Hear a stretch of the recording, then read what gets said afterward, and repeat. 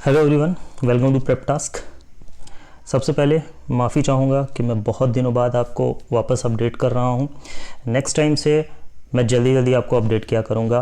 अब मेरे ख्याल से मैं कोशिश करूँगा कि अब मेरी वीडियोस आपको रेगुलर मिलती रहें।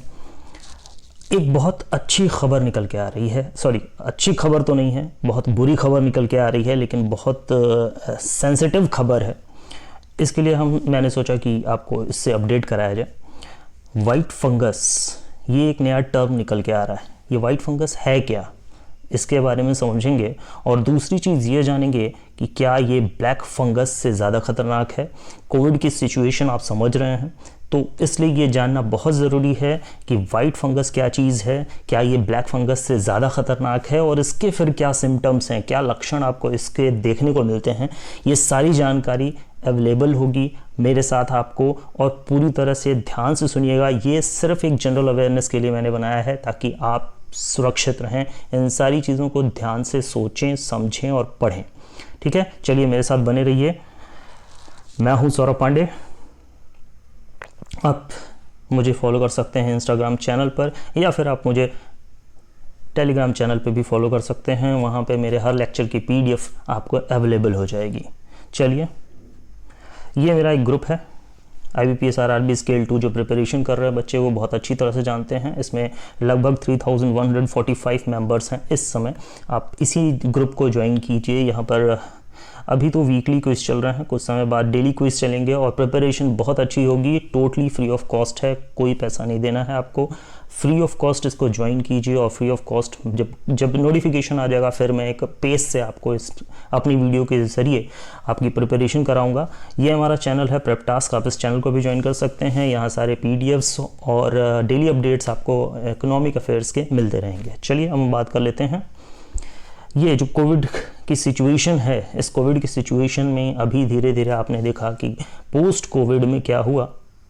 पोस्ट कोविड में आपने देखा कि ब्लैक फंगस बहुत परेशान कर रहा है लोगों को। ब्लैक फंगस आया, ब्लैक फंगस का काफ़ी हल्ला हुआ और उसके बाद फिर धीरे धीरे इसके सिम्टम्स समझ में आए जो काफ़ी ज़्यादा ख़तरनाक थे। इसके सिम्टम्स आपको पता ही होंगे, जैसे ब्लैक फ्लूइड्स जो हैं वो नोज़ से निकलते हैं, ईयर से निकलते हैं, ऐसी जगहों से ब्लैक फ्लूइड्स निकलते हैं और आँखों में सूजन हो जाता है। ठीक है, अभी इसके बारे में प्रॉपर इलाज खोजा नहीं गया। ठीक है, तब तक हमारे सामने एक और मुसीबत सामने आकर खड़ी हो गई। अभी सेकेंड वेव का झटका कोविड का लगा था, उसके बाद हमें पोस्ट कोविड इफेक्ट देखने को मिला जो कि ब्लैक फंगस था।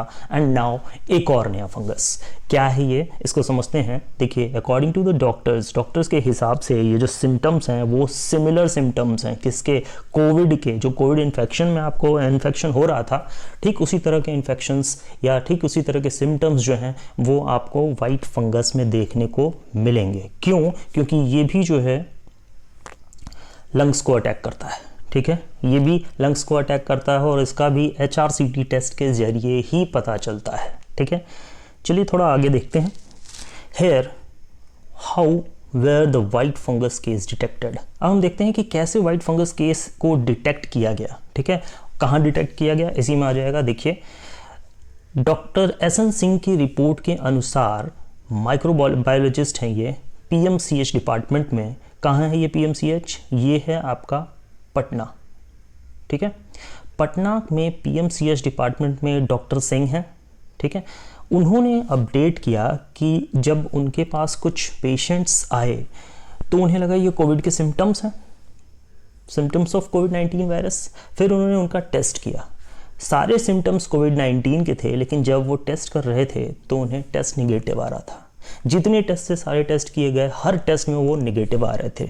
फिर क्या प्रॉब्लम हुई, फिर और जब ऐसा HRCT टेस्ट हुआ तब जाकर के उन्हें पता चला कि ये एक वाइट फंगल इन्फेक्शन है। ठीक है, ये वाइट फंगस है। लेकिन एक अच्छी खबर ये रही कि ये 4 पेशेंट थे और 4 के चारों एंटी फंगल मेडिसिन देने से बच गए। ठीक है, ये बहुत अच्छी खबर है। लेकिन ये खबर सुनने के बाद ये मत समझ लीजिएगा कि ये ज़्यादा ख़तरनाक नहीं है। ठीक है, ये हम आगे समझेंगे। नेक्स्ट स्लाइड में देखते हैं, is white fungus deadlier than black fungus. क्या वाइट फंगस ज़्यादा खतरनाक है ब्लैक फंगस से? क्योंकि अभी तो आपने देखा है, एग्जाम्पल आपके सामने है कि चारों बच गए। लेकिन एक चीज़ देखिए, स्टडी और हेल्थ एक्सपर्ट्स के हिसाब से जो वाइट फंगस है वो ज़्यादा डेडलियर है और ज़्यादा इन्फेक्शन करता है और ज़्यादा डेंजरस है comparison to black fungus. Black fungus से बहुत ज़्यादा खतरनाक है वाइट फंगस, ठीक है। क्यों? क्योंकि जो ब्लैक फंगस था वो आपके जो है वो लंग्स को इन्फेक्ट कर रहा था, ठीक है, आपके जो आँखों को इन्फेक्ट करता था सिर्फ, ठीक है ना। ब्लैक फंगस जो था वो आँखों को इन्फेक्ट करता था, नाक से ब्लैक फ्लूइड आने लगती थी, एक लिमिटेड एरिया में था। लेकिन जो वाइट फंगस है वो ना सिर्फ लंग्स को इन्फेक्ट करता है बल्कि और भी पार्ट्स को इन्फेक्ट करता है बॉडी के, जैसे आपके नेल्स हो गए, स्किन हो गया, स्टमक हो गया, किडनी हो गया, ब्रेन हो गया, प्राइवेट पार्ट्स हो गए, इवन माउथ भी हो गया। ये सारी की सारी चीज़ों को वो वाइट फंगस इन्फेक्ट कर सकता है, ठीक है। इसलिए इसको कहा जा रहा है कि ये बहुत ज़्यादा डेंजरस है। नाउ अब इसके सिम्टम्स क्या हैं, इस पर मैंने आपको पहले ही बता दिया। इसके सिम्टम्स सिमिलर हैं कोरोना वायरस इन्फेक्शन के, ठीक है। जैसा कि उन्होंने टेस्ट किया और सारे इन्फेक्शन मिल रहे थे, लेकिन जो टेस्ट आ रहा था वो नेगेटिव आ रहा था, ठीक है। HRCT टेस्ट से पता चला, ठीक है, कि वो पेशेंट जो है वो वाइट फंगस से इन्फेक्टेड है। तो याद रखिए ये भी लंग्स पे अटैक करता है, ठीक है, और इसके सारे सिम्टम्स कोविड-19 से मिलते जुलते हैं। अब हम देखते हैं तो फिर रिस्कियर किसके लिए है। Now who is at risk, कौन है इस पे ज़्यादा रिस्क, कि मतलब किसको इससे ज़्यादा खतरा है। देखिए black fungus infection, as with the black fungus infection those with low immunity, जैसा ब्लैक फंगस में था कि लो इम्यूनिटी वालों को हो रहा था, ठीक उसी तरह से इसमें भी लो इम्यूनिटी वाले ज़्यादा रिस्क में हैं, पहली चीज़।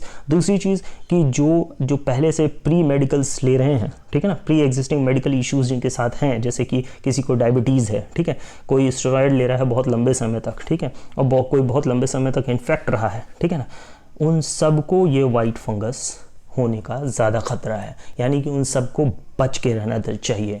आई होप आपको सारी चीज़ें समझ में आई होंगी और इस हिसाब से अपनी फैमिली को आप मैनेज कीजिए।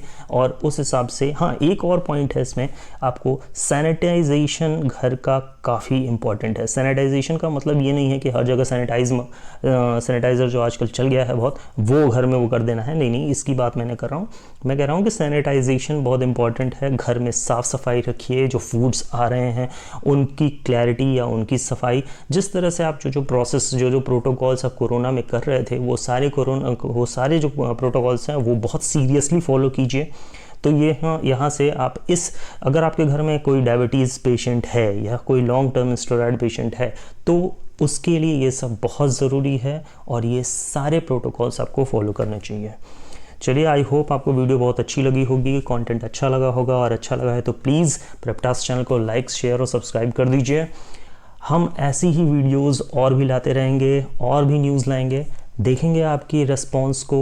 आई होप मुझे मोटिवेशन मिलेगा आप लोगों की तरफ से और बहुत ढेर सारा सपोर्ट मिलेगा आप लोगों की तरफ से। जिस तरह आप लोग पहले मुझे सपोर्ट करते आए हैं उस तरह से मुझे सपोर्ट करते रहिए। वीडियो अब आपको रेगुलर मिलेगी। चलिए मिलते हैं नेक्स्ट वीडियो में, तब तक के लिए गुड बाय।